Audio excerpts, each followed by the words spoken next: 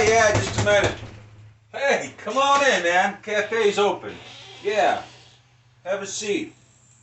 We're just going to talk about this Cigar box bass guitar, how I built it.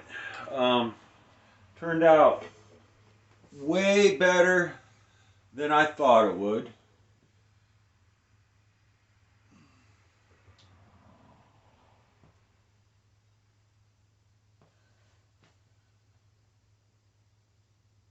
Old Squire bass neck, nothing special. The back, that's some bands I played in the past. Free Ticket to Heaven. It's very important that you have your free ticket to heaven. A piece of paper won't get you there, but the information contained therein will. So, anyway, yeah, this thing turned out way better than I thought it would. Just an old cigar box I bought. I think I bought it at a garage sale for $1. Old Squire neck, I bought a bass for 50 bucks, an old Squire bass. Actually used the body and put a different neck on it that I actually liked a little better. A newer Squire neck. But I had this neck around, I'm like, you know what? I always wanted a cigar box bass, but you know, they're really short scale and they're not really sturdy. This thing basically is built like a rock. Light as could be. That's a piece of oak from Home Depot. Runs all the way through the body, right up here. That piece on top is just another piece of that oak cut to space the bridge up this way. So what I did, I notched that neck out. Got it pretty close, the neck pocket. Not perfect, but pretty close. So anyway, underneath here is some 1/2 inch, I don't know if I used pine or poplar. I think I bought poplar, real cheap. 1/2 inch thick, about that tall. And actually, so this piece of oak is resting on a couple pieces of poplar running across this way. I just glued them in, no screws. And then I took that poplar and put it in. I went around the whole inside to reinforce it. Glued it in. No screws again. Didn't want a bunch of screws sticking out, which would have been fine. But anyway, you have to bolt the neck on to the piece of oak before you install it. And it's really easy if you need to get in there to the electronics or the neck. I actually put these corners on. I bought from CB Giddy. They make cigar box parts. These corners, I'd have bought a little bigger if I'd have known, but they're fine. So anyway, they're basically holding it together. So if you wanted to get inside, the lid is on the back.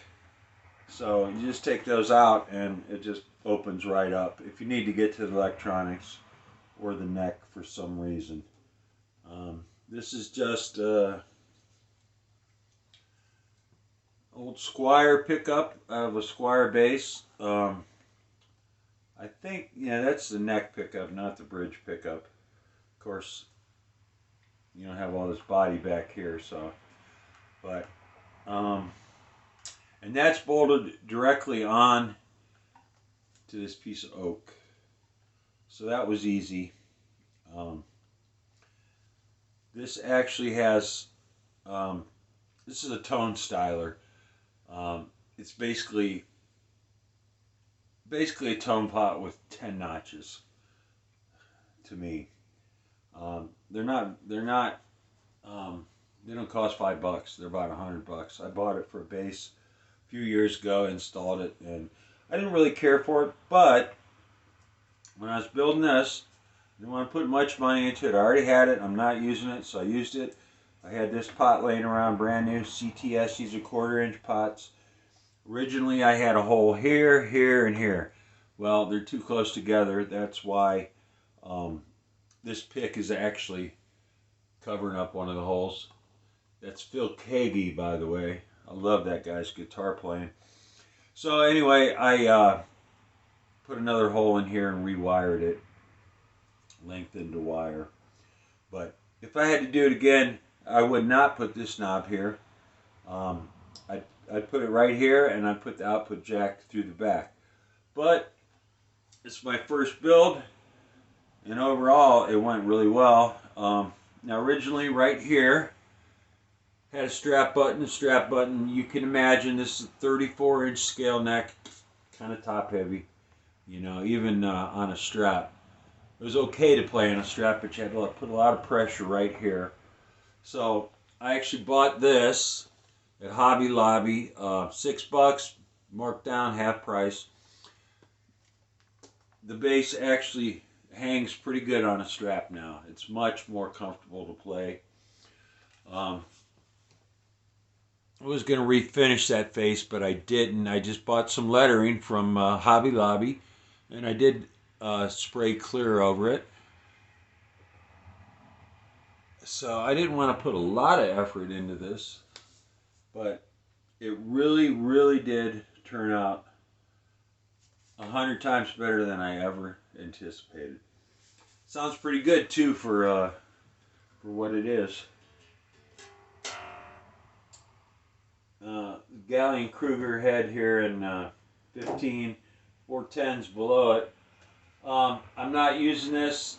This is a Sans Amp fly rig. It's not on right now, so this is just going to be this bass.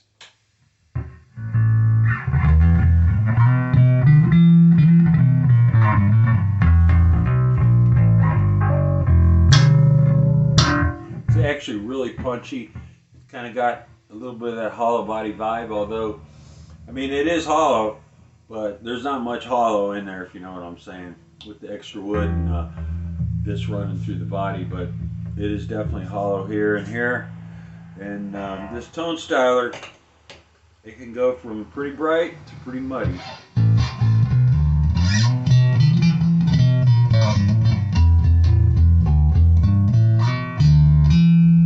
Go another notch.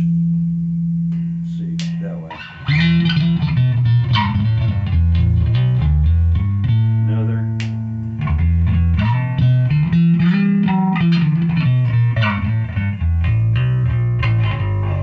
Getting a little darker.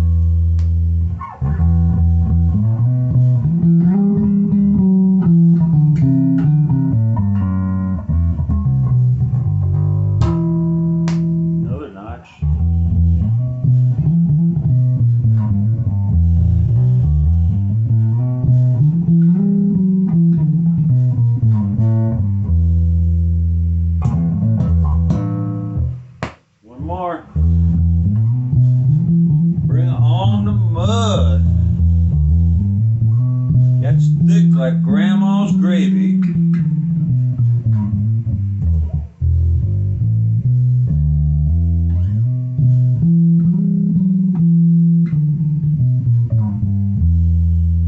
That's it. And I don't know why, but when you go forward, you don't hear any clicking in the switch. But backwards, you can hear a little bit. It's not too bad. This is the brightest setting again.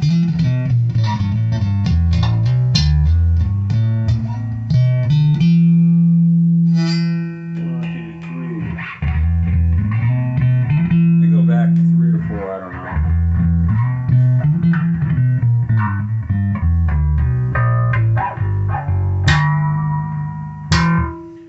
So overall, I'm very happy with this. It was pretty easy to build.